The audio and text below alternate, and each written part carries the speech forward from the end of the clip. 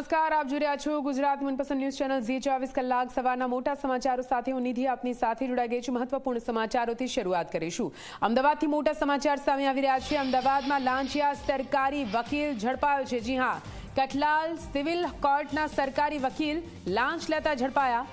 Metro કોર્ટના વકીલ અને વચેટિયા પણ લાંચ લેતા ઝડપાયા છે। અમદાવાદના નરોડામાં એસીબીની સફળ ટ્રેપમાં ઝડપાયા છે લાંચિયા વકીલ। જમીન કેસમાં તરફેણમાં હુકમ કરાવવા બદલ 50 લાખ રૂપિયાની લાંચ માંગી હતી। નરોડા મામલતદાર કચેરી સામેની દુકાનમાં ખેડૂતને 20 લાખ લઈને બોલાવ્યા હતા। એસીબીની ટીમે છટકું ગોઠવી 2 વકીલ અને એક વચેટિયાને ઝડપી પાડ્યો છે।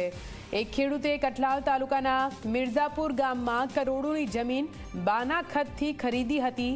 આ બંને બાબતે બંને પક્ષે 2019માં કઠલાલ સિવિલ કોર્ટમાં કેસ કર્યો હતો અને આ કેસમાં જમીન ખરીદનાર ખેડૂતની તરફેણમાં ઓર્ડર કરવા માટે સરકારી વકીલ રાજેન્દ્ર ગઢવીએ 50 લાખની માંગણી કરી હતી, જેમાંથી 20 લાખ પહેલા અને બાકીના મનાઈ હુકમ થયા પછી આપવાના હતા। પરંતુ ખેડૂતે સરકારી વકીલને પૈસા આપવા નહોતા માંગતા, આથી તેમણે એસીબીમાં ફરિયાદ કરી હતી। તે બાદ છટકું ગોઠવવામાં આવ્યું અને ઝેરોક્સની દુકાનમાં લાંચ લેવા આવેલા તમામ લોકો રંગે હાથ ઝડપાઈ ગયા।